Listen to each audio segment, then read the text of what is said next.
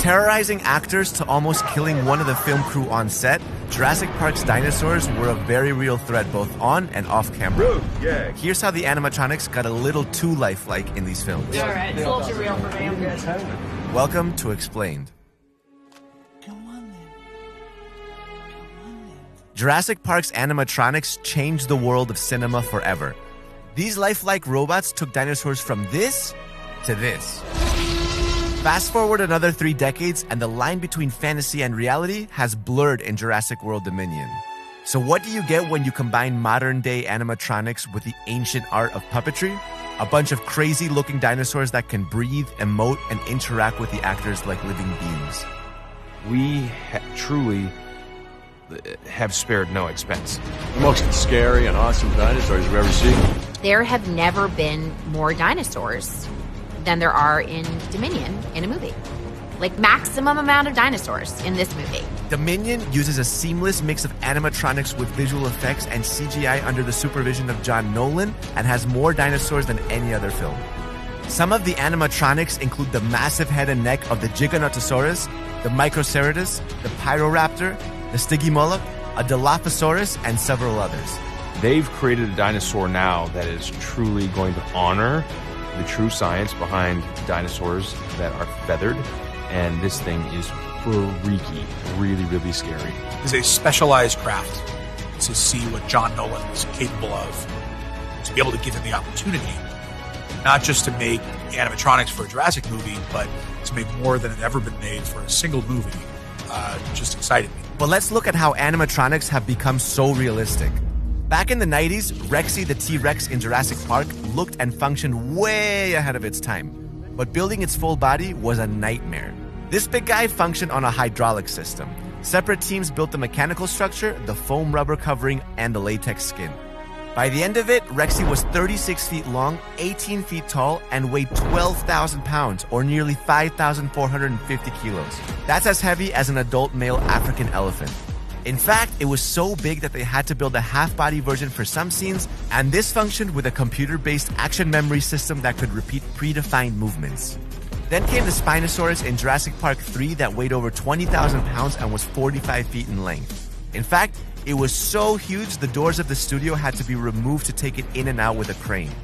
This monster was fitted on a track, and a telemetry device helped replicate every move the puppeteer made in the animatronic. By the time Jurassic World was in production, technology had made another jump. 3D modeling made it easier to scale these creatures to life-size beings, and detailed design made them aesthetically realistic. The half-body Apatosaurus was the most impressive. A cable system replaced the hydraulics to create more natural movements, and this animal could even move its facial muscles to create micro-expressions with its eyes, while a unique mechanism helped control its tongue. But the film was heavily critiqued because all the other dinosaurs were CGI. Fallen Kingdom saw another big leap in practical effects, and this time it used more animatronics, which was a hit with the audience. One was the T-Rex animatronic that was far easier to control than Rexy in the first film. This thing could move its head, neck, and a part of its torso.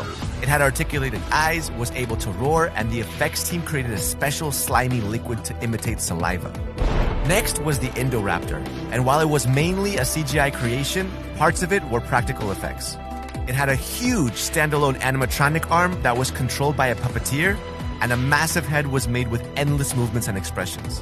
Puppeteers could control its eyes, nose, and jaw, and the detailing made it look like a calculative, psychotic killer. But of all the animatronics, the Velociraptor Blue, that was created in full body, terrified the actors the most. This thing could sweat, salivate, move its eyes, muscles, and much more. In this scene, a special cabin under the table was fitted with controls the puppeteer team could use to control different parts of the body. And in the cases where animatronics weren't used, motion capture performers with special props helped the actors have something real to react to. Because fun fact, Spielberg had crew hold up dinosaur faces on long poles in the first movie, while he made roaring sounds on a bullhorn for the actors to react to. While animatronics takes these movies to a whole other level, they've been known for their unpredictability on sets, especially in the beginning. Rexy in the first film had his own set of issues. Every time he got wet from the rain, the hydraulics would get messed up, and people on set would be screaming because he'd suddenly come alive and shake violently despite being unused. The biggest scare was when a crew member almost died while trying to fix Rexy's skin on at the beginning. The animatronic was powered up and the long layers of skin had to be pulled over and glued down from the inside of it. Someone climbed inside the T-Rex's structure to fix it, but suddenly the power in the studios went off and the hydraulics started moving Rexy into shutdown mode. Luckily, the guy moved into a fetal-like position and wasn't crushed to death, and his team pried Rexy's jaw open and pulled him out after that. Stunts are another big part of the Jurassic World trilogy. While the more dangerous stunts were performed by stunt doubles, the actors did pull off some amazing ones of their own. One of them is Chris Pratt being dragged through the snow, and another was when he jumps through the mouth of a dinosaur in a truck.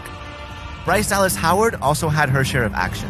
In Fallen Kingdom, she had to train and learn to ride the T-Rex, which wasn't easy. And in Dominion, she took to Twitter to proudly show off some serious bruises all over her body that she got while filming stunts on set. While CGI does make films look incredible on screen, the use of animatronics and puppetry won't be done away with anytime soon. And with technology only getting better every year, it's exciting to see where it takes filmmaking in the years to come. Let us know what your favorite dinosaur is in Jurassic Park Dominion, and don't forget to like and subscribe.